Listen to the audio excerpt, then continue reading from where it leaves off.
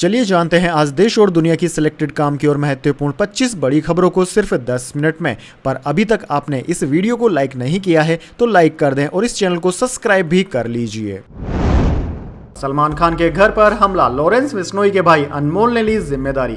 जी हां दोस्तों, बॉलीवुड सुपरस्टार सलमान खान के घर के बाहर रविवार सुबह 4:55 पर फायरिंग हुई। भाईजान के बांद्रा स्थित गैलेक्सी अपार्टमेंट के सामने 2 बाइक सवारों ने 6 राउंड फायरिंग की। बदमाशों ने हवाई फायरिंग की और वे भाग गए। अब सलमान खान के घर के बाहर फायरिंग की जिम्मेदारी लॉरेंस बिश्नोई के भाई अनमोल बिश्नोई ने ली है। दोस्तों, हमले के दावे को लेकर एक पोस्ट वायरल हो रहा है। वहीं क्राइम ब्रांच के एक अधिकारी ने दावा किया है कि एक गोली सलमान खान के घर के अंदर मिली है। दोस्तों, आपकी जानकारी के लिए बता दें, इससे पहले खुलासा किया गया था कि सलमान खान के घर के बाहर हुई फायरिंग के पीछे लॉरेंस बिश्नोई गैंग का हाथ हो सकता है और लॉरेंस बिश्नोई से सुरक्षा एजेंसियां पूछताछ भी कर सकती है। चलिए दोस्तों, जान लेते हैं इसके बाद अगली खबर। यूटिलिटी बिल भरने के लिए करते हैं क्रेडिट कार्ड का इस्तेमाल तो हो जाइए सावधान, ये 2 बैंक वसूलेंगे सरचार्ज। जी हां दोस्तों, अगर आप भी टेलीकम्युनिकेशन, बिजली, गैस, पानी, इंटरनेट सर्विसेज, केबल सर्विसेज जैसे यूटिलिटी बिल भरने के लिए क्रेडिट कार्ड का इस्तेमाल करते हैं तो आपको सतर्क रहने की जरूरत है। दरअसल दोस्तों, प्राइवेट सेक्टर के बैंक यस बैंक और IDFC फर्स्ट बैंक के क्रेडिट कार्ड ग्राहकों के लिए अच्छी खबर नहीं है। दरअसल दोस्तों, दोनों बैंकों ने क्रेडिट कार्ड से यूटिलिटी बिल के पेमेंट पर सरचार्ज लगाने का फैसला किया है। यह नियम 1 मई से लागू हो जाएगा। इसका मतलब है दोस्तों कि दोनों बैंकों के क्रेडिट कार्ड से यूटिलिटी बिल का पेमेंट करने पर अब आपको सरचार्ज देना होगा।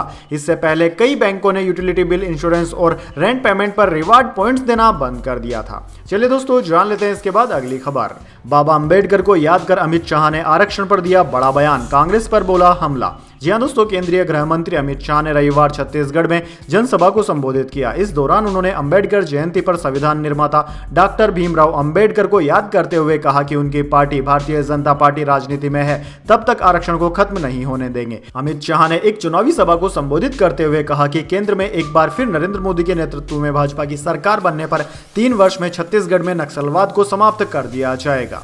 इसके बाद दोस्तों, जान लेते हैं अगली बड़ी खबर। भाजपा के घोषणा पत्र में UCC का वादा, 70 साल से ऊपर के बुजुर्गों को 5 लाख तक मुफ्त इलाज, गरीबों के लिए 3 करोड़ घर। जी हां दोस्तों, प्रधानमंत्री मोदी ने रविवार को दिल्ली स्थित पार्टी दफ्तर में 2024 लोकसभा चुनाव के लिए भाजपा का मैनिफेस्टो जारी किया। इसे भाजपा का संकल्प, मोदी की गारंटी नाम दिया गया। मोदी के साथ मंच पर JP नड्डा, राजनाथ सिंह, अमित शाह और निर्मला सीतारमण मौजूद थे। दोस्तों, संकल्प पत्र की पहली कॉपी गुजरात, हरियाणा और छत्तीसगढ़ से आए 3 लोगों को दी गई। ये वे लोग थे जिन्होंने मोदी सरकार की पिछली किसी न किसी योजना का फायदा लिया था। पार्टी ने पिछले 10 साल के वादों और उन्हें पूरा करने पर बना एक वीडियो भी जारी किया। पार्टी अध्यक्ष JP नड्डा, संकल्प पत्र कमेटी के अध्यक्ष राजनाथ सिंह ने अपनी बातें रखी। इसके बाद प्रधानमंत्री मंच पर आए। 46 मिनट की स्पीच में पिछले 10 साल के कामकाज का लेखा जोखा देते हुए उन्होंने कहा कि हमने 370 को हटाया, महिला आरक्षण जैसे वादे पूरे किए। चलिए दोस्तों, जान लेते हैं इसके बाद अगली खबर। PM मोदी बोले, कांग्रेस के दिल में जलन भरी हुई है। MP के पिपीरिया में कहा, शाही फैमिली धमका रही, मोदी तीसरी बार प्रधानमंत्री बने तो आग लग जाएगी। जी हां दोस्तों, प्रधानमंत्री मोदी रविवार को मध्य प्रदेश के पिपीरिया पहुंचे। उन्होंने कहा कि विधानसभा चुनाव में मध्य प्रदेश ने पूरे देश को चौंका दिया। होशंगाबाद से जो लहर उठी वो पूरे देश में फैल गई। प्रधानमंत्री ने कहा कि कांग्रेस का शाही परिवार धमकी दे रहा है कि मोदी तीसरी बार प्रधानमंत्री बना तो देश में आग लग जाएगी। बस देश को डराओ, घबराओ, आग फैलाओ। आज देश में आग नहीं लगी, यह जलन उनके दिल और दिमाग में ऐसे भरी पड़ी है कि वह उनको अंदर से जलाती जा रही है। प्रधानमंत्री मोदी भाजपा प्रत्याशी दर्शन सिंह चौधरी के लिए चुनावी सभा करने आए थे। PM मोदी 8 दिन के भीतर तीसरी बार मध्य प्रदेश आए हैं। चलिए दोस्तों, जान लेते हैं इसके बाद अगली खबर। अब इलेक्ट्रिक गैजेट्स हथौड़ा मारने पर भी नहीं टूटेंगे, वैज्ञानिकों ने खोजा नया मटेरियल। इस पर जितनी ज्यादा फोर्स लगेगी ये उतना मजबूत व्यवहार करेगा। जी हां दोस्तों, आपने बिल्कुल सही सुना। अब smart watch, band, wearable sensors और हेल्थ मॉनिटरिंग करने वाले इलेक्ट्रॉनिक गैजेट्स हथौड़ा मारने या खींचने पर भी नहीं टूटेंगे, क्योंकि यूनिवर्सिटी ऑफ कैलिफोर्निया के वैज्ञानिकों ने एक ऐसा मटेरियल इन्वेंट किया है जिसे खींचकर या पटक कर भी तोड़ा नहीं जा सकता। इसके अलावा इस मटेरियल से 3D प्रिंटर की मदद से मानव अंगों को भी प्रिंट किया जा सकेगा।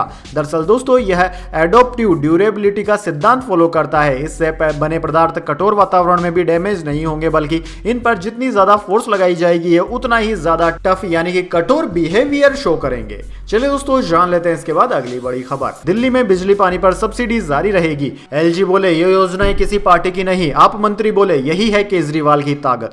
जी हां दोस्तों, दिल्ली के उपराज्यपाल वीके सक्सेना ने शनिवार को कहा कि दिल्ली में बिजली, पानी और बस किराया सब्सिडी जारी रहेंगी क्योंकि ये योजनाएं किसी पार्टी विशेष की नहीं है। एक प्रेस बयान में एलजी ने कहा कि अफवाहें फैलाई जा रही कि केंद्र सरकार और उपराज्यपाल सब्सिडी योजनाएं बंद कर देंगे क्योंकि दिल्ली सीएम जेल में बंद है। दिल्ली सरकार में मंत्री सौरभ भारद्वाज ने कहा कि जो लोग कहते थे कि वे केजरीवाल सरकार को जेल से नहीं चलने देंगे, उन्होंने हार मान ली है। उन्होंने कहा कि एलजी वीके सक्सेना को यह बयान इसलिए जारी करना पड़ा क्योंकि कुछ लोग आम आदमी पार्टी नेता जनता के बीच गलत अफवाह फैला रहे थे कि दिल्ली में मुफ्त योजनाएं बंद हो जाएगी। चलिए दोस्तों, जान लेते हैं इसके बाद अगली बड़ी खबर। आईपीएल 2024 शुभमन गिल ने तोड़ा विराट कोहली का रिकॉर्ड, सबसे कम उम्र में हासिल की बड़ी उपलब्धि। जी हां दोस्तों, Shubman Gill Indian Premier League में सबसे कम उम्र में 3000 रन बनाने वाले बैटर बन गए हैं। उन्होंने महज 24 साल 215 दिन की उम्र में इस टी20 लीग में 3000 रन का आंकड़ा पार कर लिया। शुभमन ने यह उपलब्धि बुधवार को राजस्थान रॉयल्स के मुकाबले के दौरान पार की। गिल ने इसके साथ ही विराट कोहली का रिकॉर्ड भी अपने नाम कर लिया है। दरअसल दोस्तों, शुभमन गिल से पहले सबसे कम उम्र में 3000 रन बनाने का रिकॉर्ड विराट कोहली के नाम दर्ज था। विराट कोहली ने 26 साल 186 दिन की उम्र में यह रिकॉर्ड बनाया था। राजस्थान रॉयल्स के कप्तान संजू सैमसन इस लिस्ट में तीसरे नंबर पर हैं। संजू ने 26 साल 320 दिन की उम्र में आईपीएल में 3000वां रन बनाया था। चलिए दोस्तों, जान लेते हैं इसके बाद अगली खबर। प्रियंका गांधी बोली, प्रधानमंत्री बहकी बहकी बातें करते हैं। राजस्थान में कहा, मोदी जी ने लॉटरी बेचने वालों और वैक्सीन बनाने वालों तक से पैसे लिए हैं। जी हां दोस्तों, राजस्थान के भीलमाल जालोर में कांग्रेस महासचिव प्रियंका गांधी ने प्रधानमंत्री नरेंद्र मोदी पर जमकर सियासी हमला किया। उन्होंने कहा कि मोदी जी आजकल बहकी बहकी बातें करते नजर आ रहे हैं। कभी झूठी वीरता दिखाते हैं, कभी गटर से गैस बनाते हैं, कभी बादल में मिसाइल छोड़ते हैं,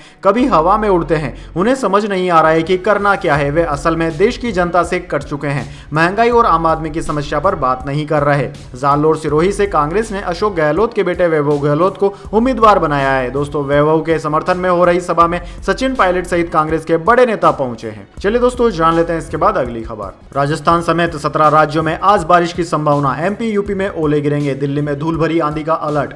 महाराष्ट्र में तापमान 41 डिग्री पहुंचा। जी हां दोस्तों, देश में पिछले हफ्ते से शुरू हुआ बारिश और आंधी तूफान का दौर अब भी जारी है। मौसम विज्ञान विभाग ने मध्य प्रदेश, राजस्थान समेत 17 राज्यों में बारिश का अनुमान लगाया है। यहां शनिवार को भी बरसात देखने को मिली थी और रविवार को भी बरसात देखने को मिली। एमपी में ओले भी गिरे थे। वहीं दोस्तों, मौसम विज्ञान विभाग ने बताया है कि एमपी, राजस्थान के अलावा उत्तर प्रदेश, पंजाब, हरियाणा, दिल्ली, केरल, तमिलनाडु, पुडुचेरी, कर्नाटक, तेलंगाना, महाराष्ट्र, छत्तीसगढ़, ओडिशा, झारखंड, बिहार, पश्चिम बंगाल, अंडमान एवं निकोबार द्वीप समूहों में आज बारिश होगी। इससे इन राज्यों में हीट वेव और तेज गर्मी से हल्की फुल्की राहत मिलने की उम्मीद है। वहीं दोस्तों, जम्मू कश्मीर, हिमाचल प्रदेश, पंजाब, हरियाणा, मध्य प्रदेश, उत्तराखंड और उत्तर प्रदेश में आज ओले गिरने का भी अलर्ट जारी किया गया है। इसके अलावा दोस्तों, राष्ट्रीय राजधानी दिल्ली में धूल भरी आंधी का अलर्ट है। वहीं दोस्तों, देश भर के ज्यादातर हिस्सों में जहां बारिश से मौसम के तापमान में गिरावट दर्ज की गई है, वहीं कुछ इलाके ऐसे भी है जहां तेज गर्मी का दौर लगातार जारी है। रविवार को महाराष्ट्र के मालेगांव में 41 डिग्री सेल्सियस तापमान दर्ज किया गया। इसके बाद दोस्तों, जान लेते हैं अगली बड़ी खबर। 185 ड्रोन, 110 बैलिस्टिक और 36 क्रूज मिसाइलें। ईरान के इजराइल पर हमले से दुनिया भर में मची खलबली।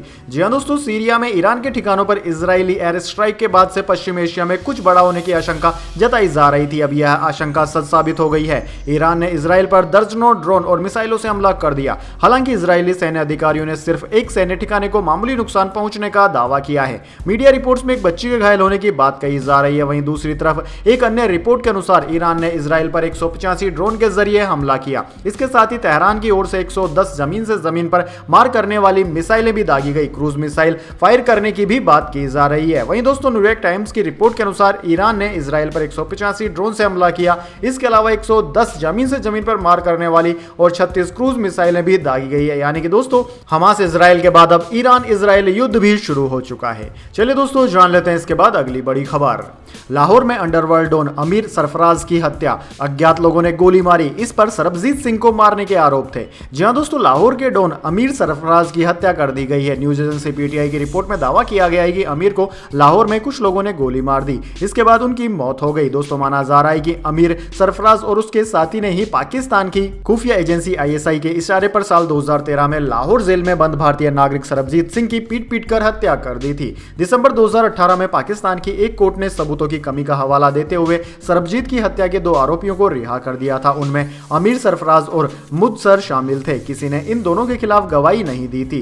दरअसल दोस्तों, पंजाब का सरबजीत 1990 में गलती से बॉर्डर क्रॉस कर पाकिस्तान चला गया था। पाकिस्तानी फौज ने उसे भारत का जासूस कहकर बंधक बना लिया था। लंबी कानूनी लड़ाई के बाद सरबजीत सिंह रिहा होने ही वाले थे, लेकिन 2018 में रिहा होने से कुछ दिन पहले ही उनकी पीट कर हत्या कर दी गई, पाकिस्तान की जेल के अंदर ही। चलिए दोस्तों, जान लेते हैं इसके बाद अगली खबर। रिंकू सिंह को T20 विश्व कप से किया बाहर, रियान पराग को जगह दिग्गज ने चुनी टीम।